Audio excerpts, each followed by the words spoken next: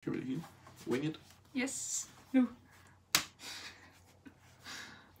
Hej, jeg hedder Nora, og i dag har jeg min kæreste Laura med. Og vi vil gerne sende en jobansøgning ind til jeres Milo til tøjprøve for efterskole om aftenen. Og vi synes, vi har et rigtig godt match til jeres ansøgning. Jeg hedder som sagt Nora, jeg er 21 år gammel. Jeg har afsluttet min folkeskole, Søndermarksskolen i Vejle. Og derefter så har jeg gået direkte videre på STX og Rosborg i Vejle, hvor jeg har haft studieretning med biologi og kemi, og så har jeg haft idræt B.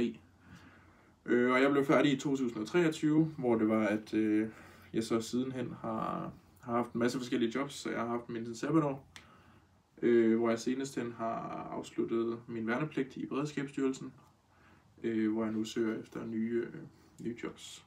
Ja.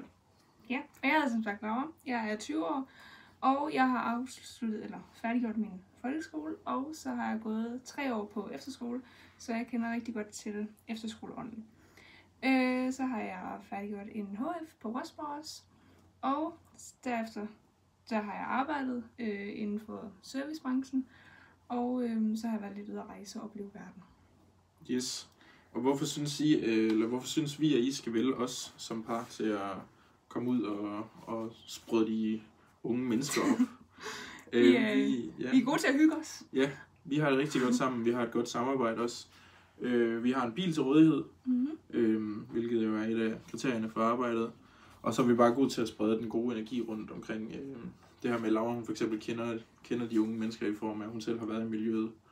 Og vi har begge to arbejdet i servicebranchen, så vi ved, hvordan det er at snakke med fremmede mennesker.